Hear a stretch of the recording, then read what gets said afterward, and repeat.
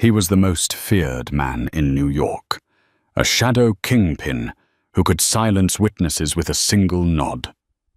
But the one silence Dante Moretti couldn't break was his own son's. For 6 years, the boy hadn't spoken, hadn't reacted, and hadn't connected with the world, or so Dante thought. The best doctors in Switzerland had called the boy a lost cause. But then came a Tuesday night at a crowded restaurant and a trembling waitress named Claire.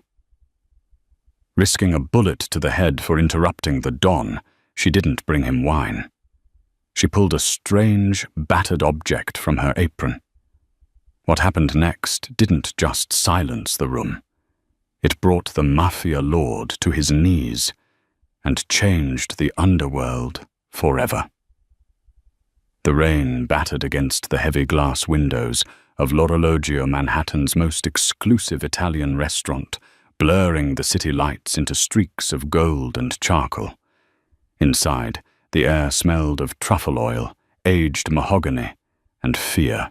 Claire Dawson adjusted her apron, her hands trembling slightly as she tucked a stray lock of brown hair behind her ear. She had been working at L'Orologio for only 3 weeks, just long enough to know that when the manager, Mr. Bianchi, started sweating through his suit, trouble was walking through the door. "Claire," Mr. Bianchi hissed, grabbing her elbow a little too tightly near the kitchen pass. "Table 1, you're on it tonight." Claire's stomach dropped. Table 1 wasn't just a table. It was a territory. It was permanently reserved for Dante Moretti, the head of the Moretti crime family. The papers called him the Roman Wolf. He was a man who owned half the ports in New Jersey and half the judges in New York. Rumor had it he had once broken a sommelier's fingers for spilling a drop of Barolo on his cuff. "I thought Marcus was serving table 1, Claire whispered, glancing at the senior waiter, who was currently hiding in the wine cellar, pretending to organize inventory. "Marcus is indisposed," Bianchi said, wiping his forehead with a handkerchief. "You're the only one left. Just pour the water, take the order, and for the love of God, do not look him in the eye for longer than a second. And the boy, just ignore the boy." Claire frowned. "The boy, his son, he brings him sometimes. The kid is defective. Just stay away from him." Before Claire could ask what defective meant, the heavy oak doors at the front of the restaurant swung open. The ambient chatter of the restaurant, usually a dull roar of deal-making and gossip, was severed instantly. It was as if someone had sucked the oxygen out of the room. Dante Moretti walked in. He was taller than he looked in the paparazzi photos, wearing a charcoal suit that probably cost more than Claire's entire year of rent. His face was hard angles and cold composure, his eyes dark and scanning the room for threats. Flanking him were 2 bodyguards, massive men, whose suits strained against their shoulders. But Claire's eyes were drawn to the small figure trailing behind Dante's long strides. It was a boy, no older than 6. He wore a miniature version of his father's suit, but it looked uncomfortable on him. His dark hair was combed severely to the side, and his eyes, wide, dark, and incredibly expressive, darted around the room frantically. He wasn't walking with the confident stride of a Mafia prince.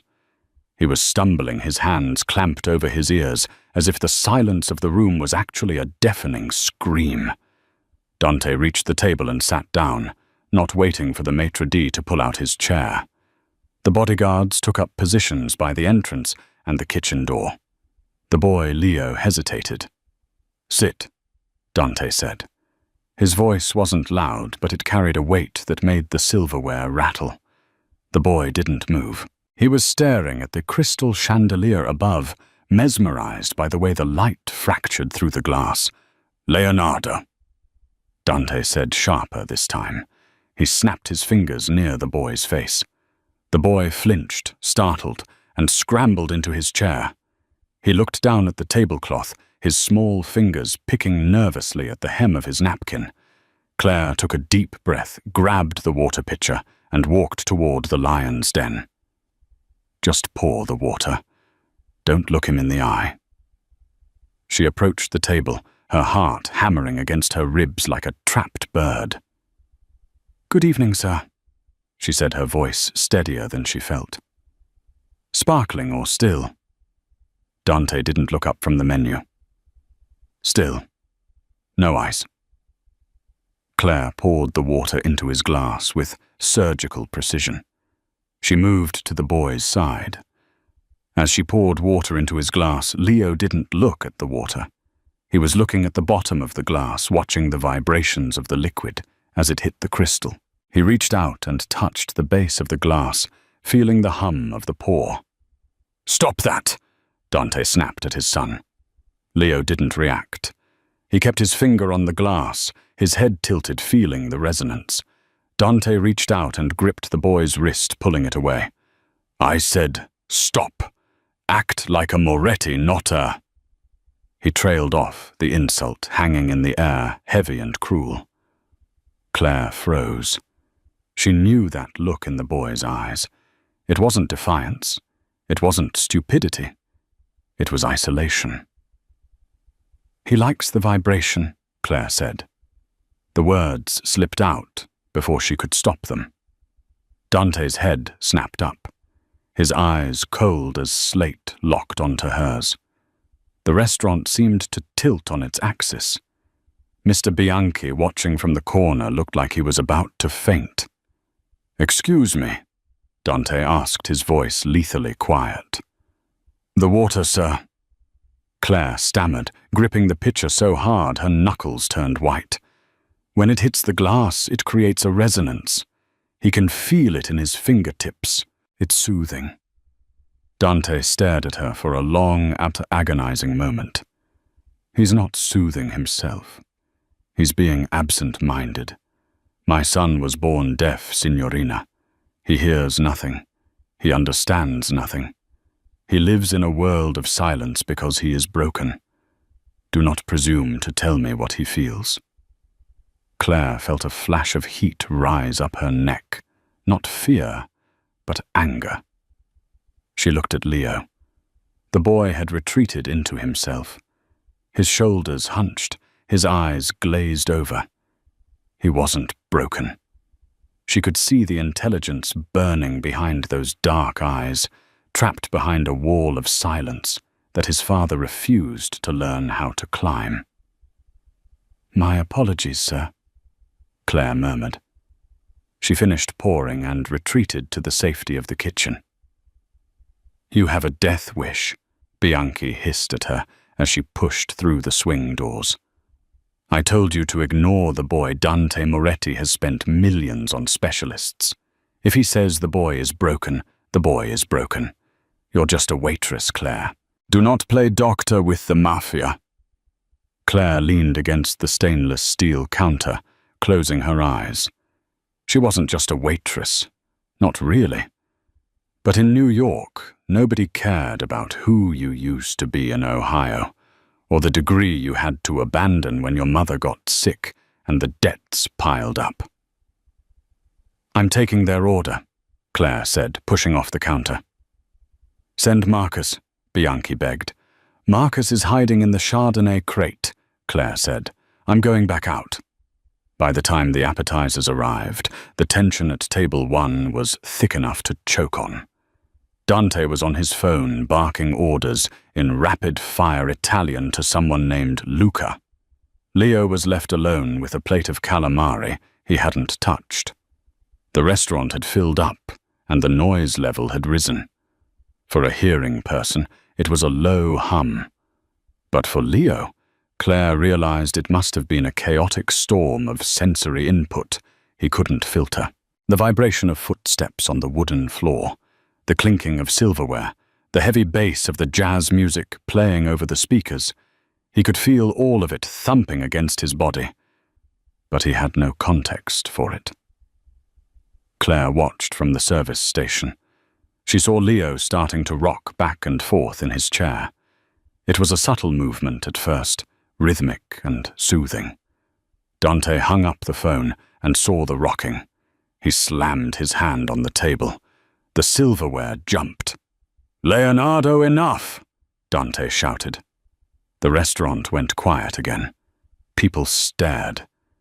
Leo didn't hear the shout, but he saw the anger in his father's face and felt the violent slam on the table. The boy panicked. He didn't know why his father was angry. He had just been trying to calm the noise in his body. Leo stood up on his chair, letting out a guttural, high-pitched cry, the sound of a deaf child who cannot self-regulate the volume of his own voice. It was a sound of pure frustration. "Sit down." Dante stood up, his face flushing with embarrassment and rage. He grabbed Leo's arm. Leo yanked back, knocking over his water glass. The crystal shattered on the floor. The sound of breaking glass was the final straw. Dante Moretti looked like he was about to strike the boy, not out of malice, perhaps, but out of a desperate, aggressive helplessness. He raised his hand. "Don't you dare!" The shout didn't come from a bodyguard. It came from Claire. She rushed across the dining room, ignoring the gasps of the other patrons. She stepped right between the Mafia Don and his son. Dante froze his hand raised. He looked at Claire as if she were an alien species. "Move," he growled, "before I have you removed permanently." "He's not being naughty," Claire said, her voice shaking, but her feet planted firmly. "He's overstimulated. He can't hear the music, but he can feel the bass in the floorboards, and it's scaring him. Look at him." Dante looked at his son. Leo was hyperventilating, tears streaming down his face, clutching his chest. "He's defective," Dante spat, though his voice wavered slightly. "He needs discipline." "He needs to know you're there," Claire snapped. She turned her back on the most dangerous man in New York and knelt down in front of the sobbing boy. She didn't try to hug him or restrain him. She reached into the front pocket of her apron. Every bodyguard in the room, tensed hands going to the holsters inside their jackets. Bianchi shrieked from the back. "Claire, no." If she pulled out a weapon, she would be dead before she hit the floor. But Claire didn't pull out a gun. She pulled out a small velvet drawstring pouch. She opened it quickly and removed a strange silver object. It looked like a two-pronged fork made of heavy surgical steel. A tuning fork, specifically a weighted medical-grade tuning fork used for bone conduction testing. Dante watched, confused, his hand hovering near his jacket. "What is that?" Claire ignored him. She struck the tuning fork hard against the heel of her boot. The metal prongs blurred with vibration. She held the base of the fork up. Leo, tears in his eyes, flinched away. But Claire gently, slowly pressed the stem of the vibrating fork against the boy's collarbone. The effect was instantaneous. Leo gasped. His eyes went wide. He stopped crying immediately. The strong, pure frequency vibrated through his bones, bypassing his damaged ears and resonating directly in his inner ear. For a boy living in a world of muffled chaos, this was a clear, singular, beautiful sensation. A pure note. Claire struck it again and placed it on his elbow. Leo laughed. It was a rusty, unused sound, but it was a laugh. He reached out with trembling fingers and touched the fork. Claire smiled, tears pricking her own eyes. She struck the fork again, and this time she placed the stem against the wooden table. She gestured for Leo to put his hand on the wood. Leo placed his small palm flat on the table. He felt the hum. He looked up at Claire, his eyes shining with an intelligence that had been locked away for 6 years. He tapped the table, then tapped his chest. "I feel it." Claire lifted her hands. She didn't use standard American sign language. She used a modified tactile signal. She touched her chin, then moved her hand toward him. "Thank you." Leo clumsily mimicked the motion. The silence in the restaurant was total, but this time it wasn't a fearful silence. It was a stunned reverence. Claire stood up slowly and turned to face Dante. The Mafia Don was pale, all the color drained from his face. He was staring at his son, who was now calmly tracing the patterns of the wood grain, waiting for the next vibration. "He's not broken, Mr. Moretti," Claire said softly. "He just has a different way of touching the world. You've been trying to force sound into his ears. You should have been putting it in his hands." Dante looked from the boy to the cheap silver fork in Claire's hand. He looked at Claire, really looked at her for the first time. He didn't see a waitress anymore. "Who are you?" Dante whispered. "I'm just the waitress," Claire said, putting the tuning fork back in her pouch. "And I think table 1 needs a new glass of water." She turned to walk away, but she didn't get it far. "Wait." Dante's voice wasn't a bark this time. It was a plea. "My son." Dante swallowed hard, his mask of cruelty slipping to reveal a desperate father. He smiled. He hasn't smiled in 2 years. Claire turned back. "He's a bright kid, Mr. Moretti. He's starving for input. He's not ignoring you. He's bored because no one is speaking his language." Dante stepped closer to her, invading her personal space. The scent of expensive cologne and gun oil filled her nose. "And you speak his language. I used to study audiology," Claire said, clutching her tray. Well before life happened. I carry the fork because my little brother was deaf. It used to calm him down when the world got too loud." Dante stared at her for a long time. The gears in his head were turning, calculating, assessing. The danger in the room hadn't vanished, but it had shifted. He reached into his jacket pocket. The bodyguards flinched. Claire held her breath. He pulled out a business card. It was black with nothing but a phone number embossed in gold. "You finish your shift," Dante said. "Then you walk out that door. There will be a car waiting for you." "Sir, I have a job," Claire said, terrified. "I can't just—" "You had a job serving pasta to tourists," Dante interrupted. He glanced back at his son, who was now tapping the table rhythmically, looking peaceful. "Now you have a job saving my son. Don't make me ask twice, Claire." It wasn't a request. It was a summons. As Dante sat back down, picking up the menu with a trembling hand, Claire knew her life as she knew it was over.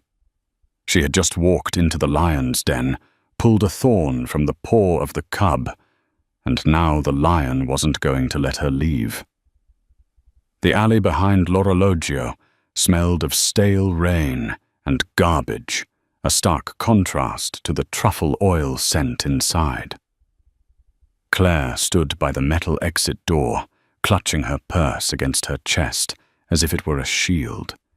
It was 11:30 p.m. Her shift was over.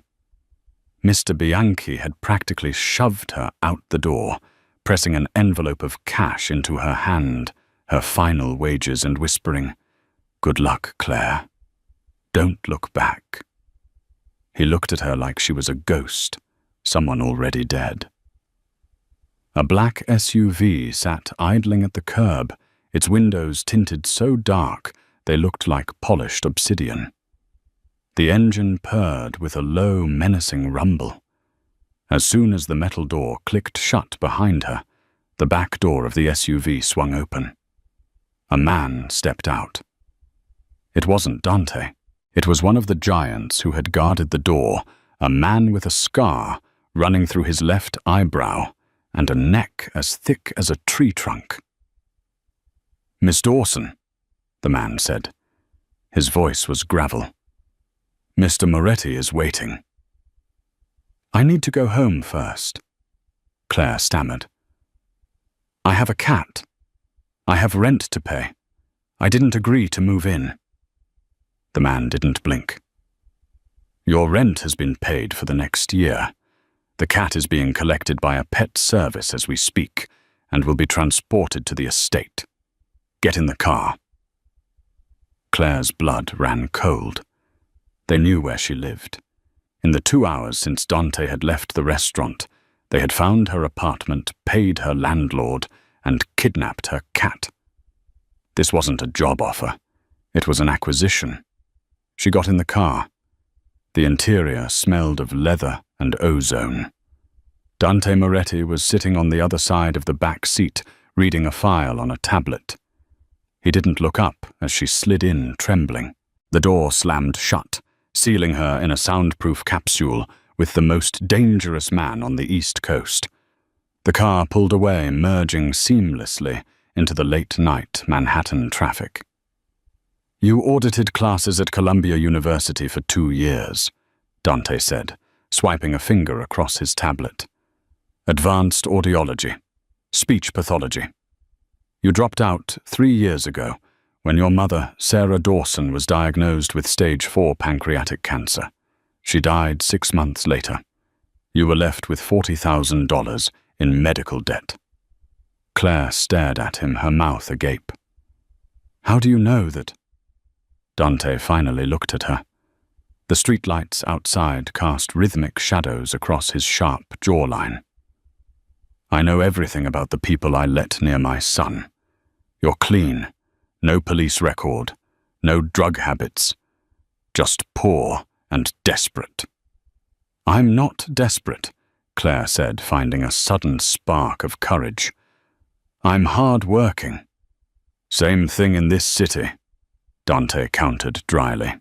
He tapped the partition glass, and the driver sped up, heading toward the George Washington Bridge. "My son Leonardo. The doctors in Zurich said his auditory nerve is completely severed. He has 0 hearing. They suggested a cochlear implant, but the surgery carries a risk of facial paralysis, and the success rate for his specific condition is low. I refuse to let them cut into his head." "That was a valid choice," Claire said, her professional instincts kicking in, despite her fear. "Implants aren't a cure. They're a tool. If he's not a candidate, forcing it could traumatize him." Dante's eyes narrowed. "Everyone else told me I was denying him a normal life. They told me I was being stubborn. Normal is overrated, Mr. Moretti. You don't need to fix him. You need to reach him." Dante fell silent, staring out the window at the dark Hudson River passing below. For a moment, the mask of the ruthless Don slipped, revealing a man who was simply tired. His mother. She died when he was born. Complications. Claire softened. "I'm sorry." "She was a pianist," Dante said, his voice barely a whisper. "She loved music. It feels like a cruel joke from God that her son lives in silence." The vulnerability vanished as quickly as it appeared. Dante straightened his tie, the steel returning to his spine. "You will live at the estate. You will be his governess. You will teach him how to communicate. You will teach me how to communicate with him. In exchange, your debt is erased. You will receive $10,000 a month, and you will sign a non-disclosure agreement that says if you speak about my business, my home, or my associates to anyone, well, you won't be speaking again." Claire swallowed hard. The money was life-changing. It was freedom from the crushing weight of debt she'd been carrying for years. But the cost was her freedom. "And if I say no?" Claire asked. Dante turned to her, his dark eyes unreadable. "We are already crossing the bridge, Claire. You're already in." The car sped into the night, leaving the lights of the city behind, as they headed toward the dark wooded cliffs of the Palisades. The Moretti estate wasn't a house. It was a fortress disguised as a mansion. High stone walls topped with iron spikes surrounded the property. Cameras swiveled on every corner. The gates opened with a heavy mechanical groan as the SUV rolled up the long, winding driveway. The house itself was a sprawling Gothic revival structure, all grey stone and pointed arches. It looked beautiful, imposing and utterly cold. Claire was shown to her room by a housekeeper named Eleanor, a stern woman in her 60s who looked at Claire with a mixture of pity and suspicion. The room was luxurious, king-sized bed silk sheets, a private balcony, but Claire barely noticed. Her mind was on the boy. "Where is he?" Claire asked Elena, as the woman put down a stack of fresh towels. "Master Leonardo is in the nursery." "West Wing," Elena clipped. "The boss said you start tomorrow." "I start now," Claire said. She didn't know where the confidence came from, perhaps from the adrenaline still pumping through her veins. She grabbed her bag, which contained the tuning fork, and walked out of the room. She found the nursery by following the silence. The rest of the house had the subtle sounds of security guards walking, radios crackling and distant phones ringing. But the West Wing was dead quiet. Claire pushed open the heavy oak door. The room was massive. It was filled with the most expensive toys money could buy. An electric train set circled the room. A robotic dinosaur sat in the corner. A high-end television was mounted on the wall playing cartoons. Leo was sitting in the middle of the floor, his back to the door. He was surrounded by a pile of Lego bricks. He wasn't building anything. He was just clicking 2 bricks together over and over again. Click, click, click. He was feeling the snap in his fingers. Claire stepped inside and closed the door. The vibration of the door latching made Leo pause. He didn't turn around, but he stiffened. He knew someone was there. Claire took off her shoes. She wanted to feel the vibrations of the floor just like him. She walked in her socks, stepping heavily. Thump, thump, thump. Leo turned around. His eyes went wide when he saw her. He recognized her, the lady with the magic metal stick. Claire smiled and sat down on the floor, cross-legged about 5 feet away from him. She didn't wave. She didn't speak. She waited. Leo watched her warily. He held up a red Lego brick. Claire reached into her pocket. She didn't take out the tuning fork this time. She took out a small rubber balloon she had grabbed from a party supply bag left in the kitchen area of the restaurant before she left. She blew it up, tying it off. She held the balloon out to Leo. He looked confused. Claire placed the balloon on the floor and tapped it with her finger. It bounced. Then she pulled her phone out of her pocket, turned the music volume to maximum, and placed the phone against the balloon. She played a song with heavy bass, some old hip-hop track. She gestured for Leo to touch the balloon. Leo crawled forward, hesitant. He reached out and placed his fingertips on the taut rubber surface of the balloon. His face transformed. The balloon acted as an amplifier for the vibrations. He could feel the beat, the rhythm, the complex patterns of the bass line vibrating against his skin in high definition. It was better than the floor. It was concentrated sound. A smile broke across his face, a genuine toothy grin that lit up the gloomy room. He looked at Claire and laughed a high, breathless sound. Claire tapped her chest. Feel. Leo tapped his chest. Feel. What are you doing? The voice came from the doorway. Claire jumped and Leo flinched, losing contact with the balloon. Dante was standing there. He had discarded his suit jacket and rolled up his white sleeves, revealing forearms corded with muscle and ink. He was holding a glass of amber liquid. He looked exhausted, leaning against the doorframe, as if the weight of his empire was crushing him. "I'm showing him music," Claire said, keeping her voice low, though she knew Leo couldn't hear. "He can't hear the melody, but he can feel the rhythm. The balloon amplifies the vibration." Dante walked into the room. He looked at his son, who was now hugging the balloon to his chest, closing his eyes and swaying to the beat, vibrating through the rubber. "I bought him a Steinway piano," Dante said, gesturing to a covered shape in the corner. "I bought him speakers that cost $50,000, and you make him happy with a 10-cent piece of rubber." "Money doesn't buy physics, Mr. Moretti," Claire said softly. "You've been trying to give him the best, but he just needs the tactile. He needs to touch the sound." Dante walked over and sat down on the floor. It was a jarring sight, the Don of New York sitting on a rug in his sock's glass of whiskey in hand. "Show me," Dante said. Claire handed the balloon to Dante. "Hold it. Close your eyes." Dante hesitated, looking at the balloon like it was a bomb. But he did it. He closed his eyes and held the rubber sphere. Claire turned the volume up on her phone. Dante sat there for a moment, feeling the thrumming beat against his palms. He opened his eyes and looked at Leo. Leo was watching his father with intense curiosity. Slowly, Dante extended the balloon toward his son. Leo reached out. They both held the balloon, the vibration passing between their hands, connecting them through the rhythm.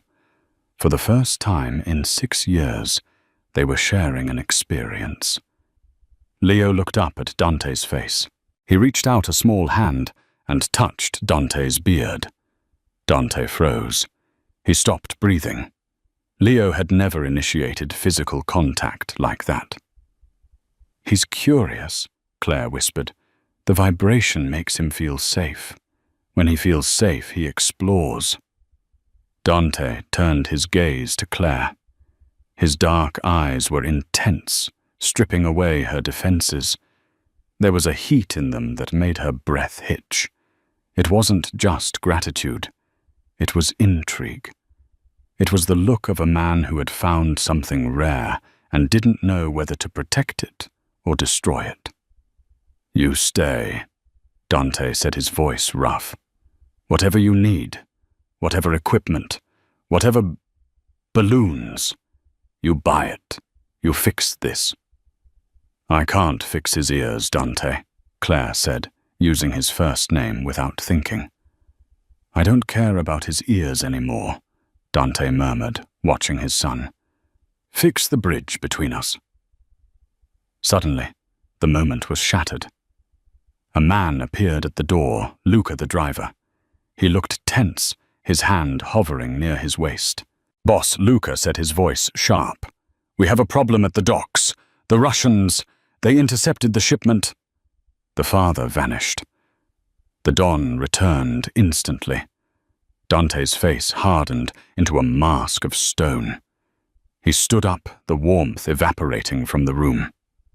"Stay here," Dante commanded Claire, his voice icy. "Do not leave this room. Do not open the door for anyone but me or Luca." "Is everything okay?" Claire asked, clutching the phone. "No," Dante said, checking the magazine of a pistol he pulled from a holster at the small of his back. "Welcome to the family, Claire." He turned and strode out, leaving Claire alone in the nursery, with a deaf child, a vibrating balloon, and the sudden terrifying realization that the walls of this fortress were not built to keep people out. They were built to keep the war from getting in. And she was now on the inside. 3 in the morning, the time when the world is stripped of its pretenses and left raw. Claire sat in the library of the Moretti estate, a leather-bound book open on her lap, though she hadn't turned a page in an hour. The house was silent, but it wasn't the peaceful silence of a sleeping home. It was the tense, holding its breath silence of a bunker, waiting for the bomb to drop. Leo was asleep in the West Wing, clutching his vibrating balloon. He slept soundly, immune to the thunder rolling outside, immune to the sirens wailing in the distance. Claire envied him that peace. She heard the front door open. It wasn't the heavy mechanical groan of the main gates this time. It was the quiet click of the service entrance. Then a heavy thud, like a sack of flour, hitting the marble floor. Claire dropped her book and ran into the hallway. Dante Moretti was leaning against the wall, his face grey, his breath coming in ragged, wet gasps.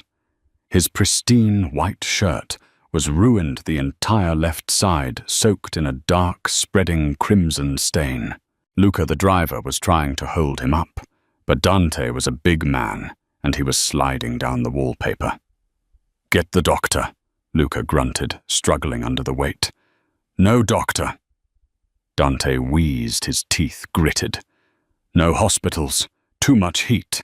The police are already swarming the docks." "You're bleeding out, boss," Luca shouted. "Bring him to the kitchen," Claire ordered. Her voice was surprisingly steady. She didn't feel steady, but panic was a luxury she couldn't afford. "The lighting is better, and there's vodka and boiling water." Dante looked up, his eyes hazy with pain. "Claire, go to bed." "Shut up and walk," she snapped. They dragged him into the industrial-sized kitchen. Luca hoisted Dante onto the stainless steel island. Claire immediately went to work. She grabbed the shears from the knife block and cut away the ruined shirt. The wound was ugly, a jagged graze across his ribs and a deep puncture in his upper deltoid. A bullet had passed through, missing the bone, but tearing through muscle. It wasn't fatal, but he had lost a lot of blood. "I need a suture kit," Claire said. "Does this fortress have a first aid kit, or just guns?" "Cabinet above the fridge," Luca said, rushing to get it. Claire washed her hands, scrubbing them until they were pink. When Luca returned with a tactical medical kit, she took over. "This is going to hurt," she told Dante. Dante looked at her. He was sweating, his hair plastered to his forehead. "I've had worse." "Doesn't mean this won't sting." She poured alcohol over the wound.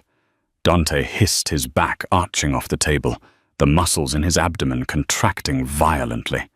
He didn't scream, but the sound he made was a guttural growl of agony. Claire didn't flinch. She threaded the needle. For the next 20 minutes, the only sounds in the kitchen were the storm outside and the snip of scissors.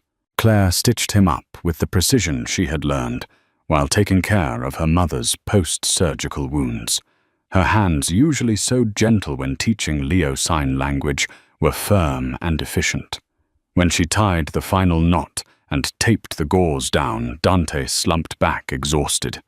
Luca had stepped out to handle security, leaving them alone in the harsh fluorescent light. "You have good hands," Dante murmured, his eyes closed. "I learned from necessity," Claire said, wiping the blood from her fingers with a wet towel. "My mother had drains that needed changing. You learn fast when the person you love is in pain." Dante opened his eyes. They were dark, dilated, and fixed on her. "You think I'm a monster, don't you? Coming home at 3 a.m. with bullet holes in me." "I think you're a man in a dangerous line of work," Claire said diplomatically. She poured him a glass of water. "Drink." He ignored the water. He reached out and grabbed her hand. His grip was weak, but his skin was burning hot. "The Russians, they weren't just stealing cargo. They were mocking me. They said a man who can't raise a son can't run a city." Claire felt a chill run down her spine. "They know about Leo." "Everyone knows," Dante whispered. In my world, a weakness is a target. They think he makes me soft. They think because he can't hear, he's useless. He's not useless, Claire said fiercely. He's brilliant. Yesterday he learned the sign for hungry and play. He organized his blocks by vibrational density. He's smarter than half the men you employ. Dante pulled her hand closer, pressing it against his chest, right over his beating heart. Make him strong, Claire. Teach him, because if something happens to me, the wolves will come for him, and they won't show mercy. Claire looked down at the Mafia Don. In this light, stripped of his suit and his bravado, he wasn't a kingpin. He was just a terrified father bleeding on a kitchen table. I won't let anything happen to him, Claire promised. And I won't let anything happen to you either. You have to stay alive to see him grow up. Dante looked at her lips. The air in the kitchen shifted. The smell of antiseptic and blood faded, replaced by a sudden electric tension. He pulled her slightly closer. Claire leaned in, her heart hammering against her ribs. Boss! Luca burst back into the kitchen, phone in hand. Claire jumped back, her face flushing. Dante groaned, the moment shattered. What? Dante barked, pain and irritation lacing his voice. We found out who gave the Russians the route. Luca said, his face pale. It wasn't a leak at the docks. It was from the house. Dante sat up, ignoring the pain in his shoulder. His eyes turned into shards of ice. Who? We don't know yet, Luca said, but the encrypted comms came from inside the estate. Dante looked at Claire, then at the ceiling toward where his son was sleeping. The enemy wasn't just at the gates anymore. The enemy was in the living room. 2 weeks had passed since the shooting. Dante had healed with a supernatural speed, his shoulder stiff but functional. The atmosphere in the house, however, had not healed. It had festered. Security was tripled. Every member of the staff was vetted, re-vetted, and watched. Dante trusted no one, except seemingly Claire. Claire had become the center of Leo's world. The progress was staggering. She had introduced him to American Sign Language, ASL, but with a twist she taught him to feel the signs on her hands first, then perform them. They had a vocabulary of 50 words now. Father, Claire signed, tapping her thumb to her forehead. Leo mimicked her. Father. Home, she signed, bringing her fingers together near her chin. Home. Dante watched from the doorway of the nursery. He hadn't entered yet. He just watched a strange expression on his face, half pride, half sorrow. He felt like an outsider, looking in on a secret society of two. He's asking for you, Claire said, not turning around. She had learned to sense Dante's presence. The air always seemed to get heavier when he was near. Dante walked in.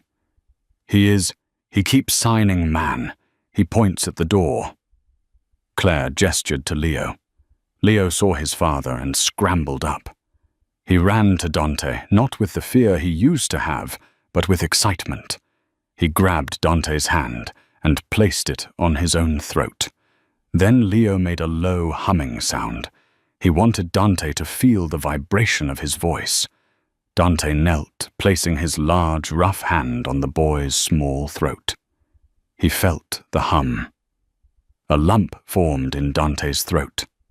I promised him an outing, Dante said, looking up at Claire. He's been locked in this house for months. I secured the botanical gardens in the Bronx, just for an hour. Private access, no public. Is it safe? Claire asked, her brow furrowing. I have 20 men sweeping the perimeter. It's safer than the White House.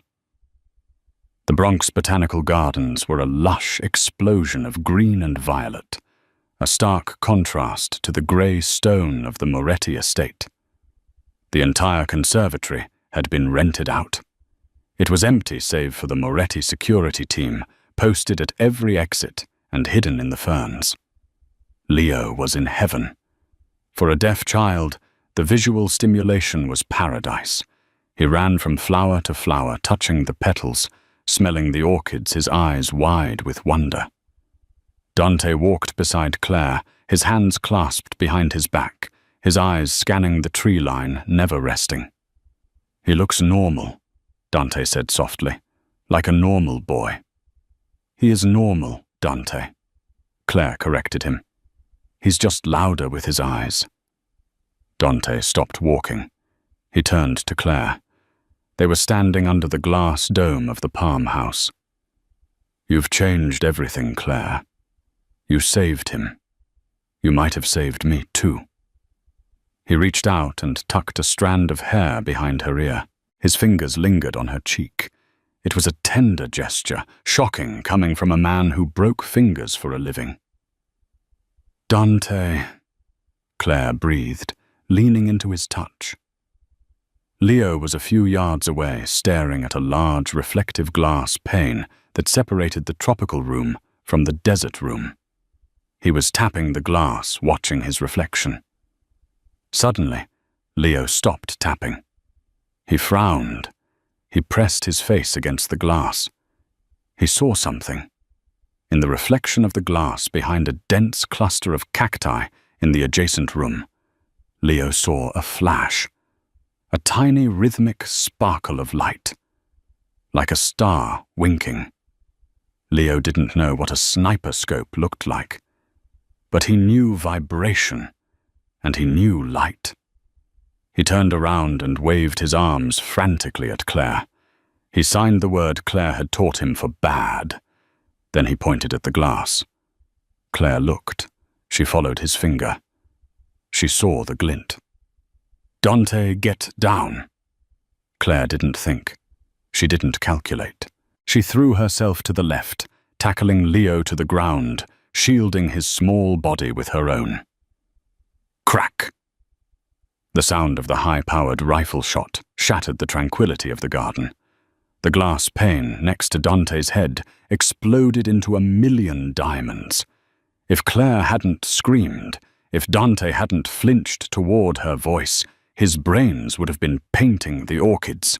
"Sniper!" Dante roared, pulling his gun before the glass even hit the floor. Chaos erupted.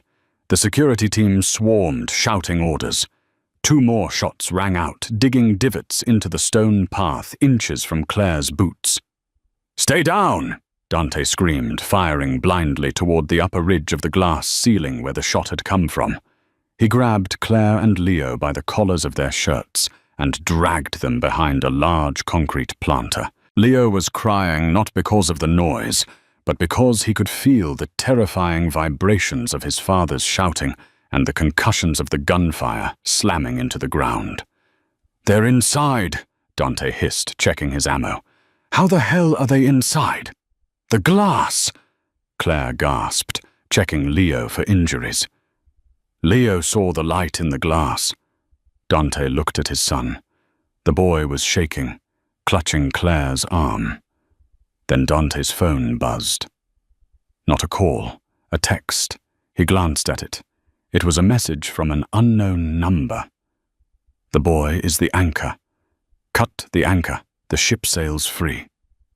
V." Dante's face went white. Whiter than when he had been shot. "V," he whispered. "Vinny. Vincenzo Vinny Moretti. His cousin, his underboss, the man who was currently heading the security detail at the North Gate, the man who had held Leo when he was a baby. "It's Vinny." Dante growled, a sound so full of betrayal and rage, it sounded inhuman. "He sold us out. He thinks if Leo dies, I'll be free to lead the family without distraction." "We have to move," Claire said, spotting movement on the upper walkway. "They're flanking us." "No," Dante said, standing up. He looked like the devil himself. "You take the boy. You run to the service exit. Luca is there." "What about you?" Claire cried. Dante looked at his cousin, Vinny, who was now visible on the balcony, holding an assault rifle, looking down at them with a sorrowful expression. "I'm going to have a family reunion," Dante said. He stepped out from behind the planter, fully exposed, raising his weapon. He didn't look back. "Run! Claire, run!" Claire grabbed Leo, lifted him into her arms and sprinted. She didn't look back at the gunfire. She didn't look back at the man she was falling in love with.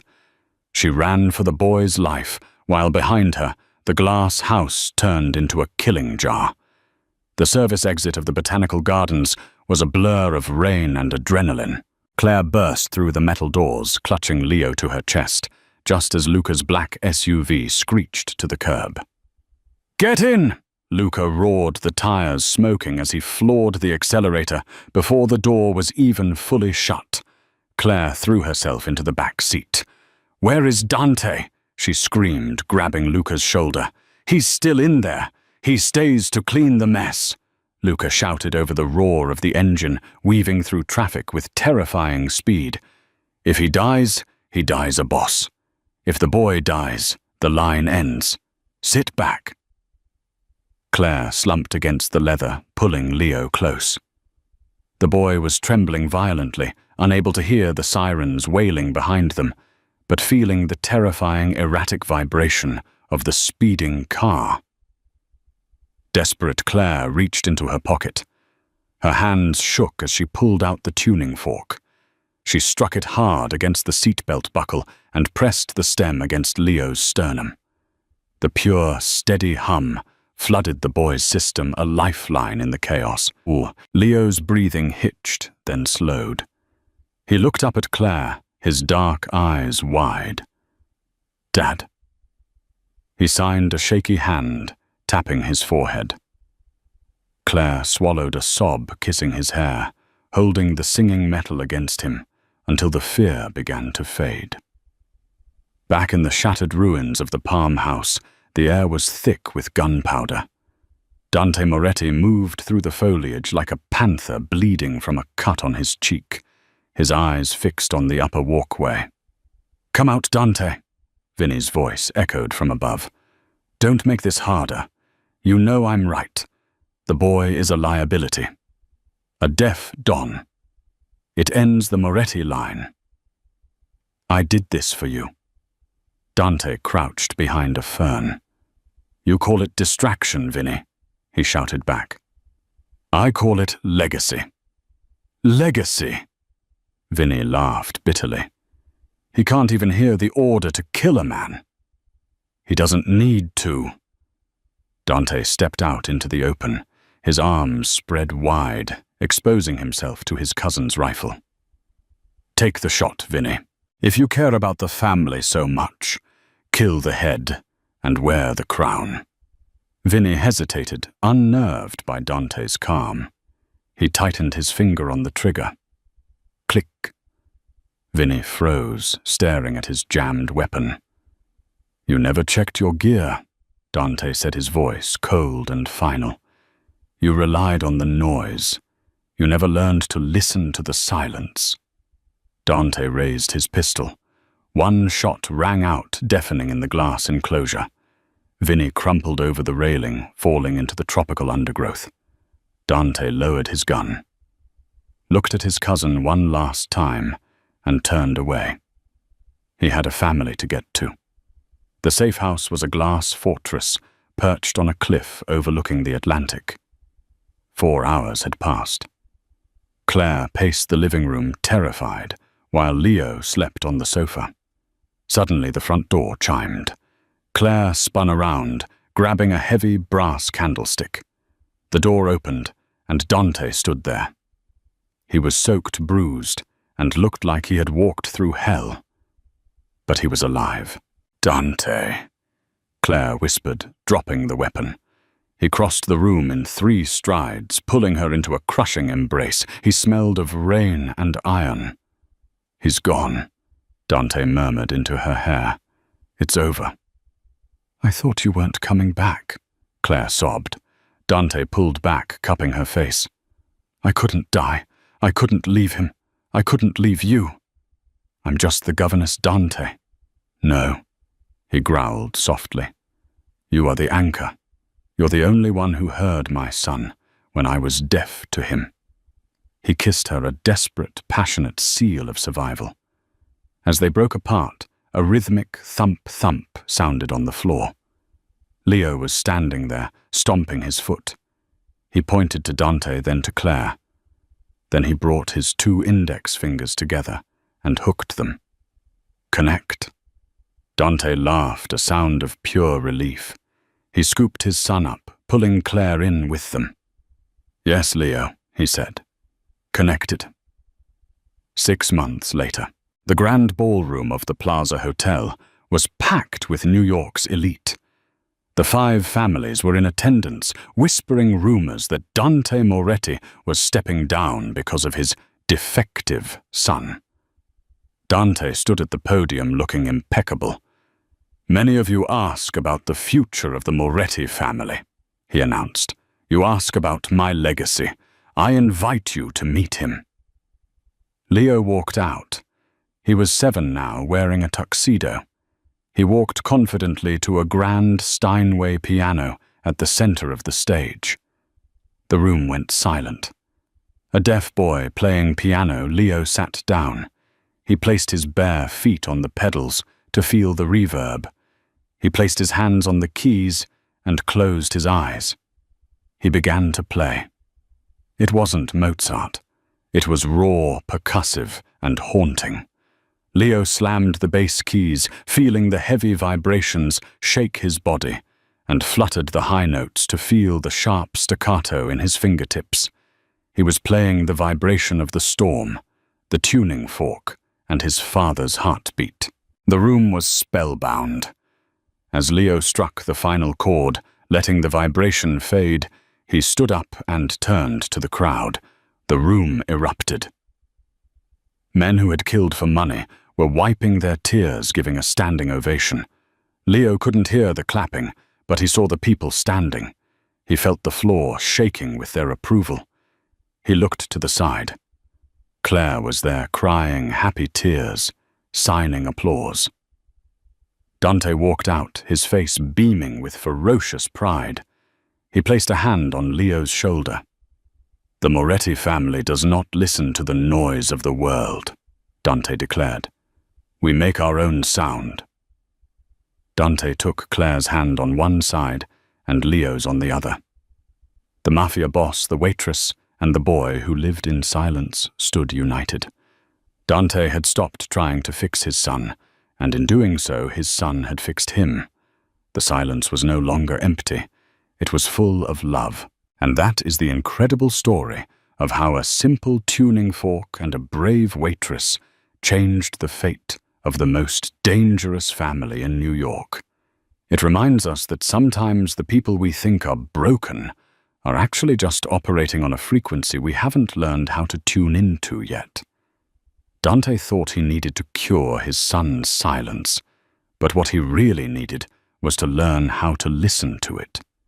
If this story touched your heart, please hit that like button. It really helps the channel grow. Don't forget to share this video with someone who needs a little hope today, and subscribe and ring the bell so you never miss a powerful story like this one. What would you have done if you were Claire? Let me know in the comments below. Thanks for watching.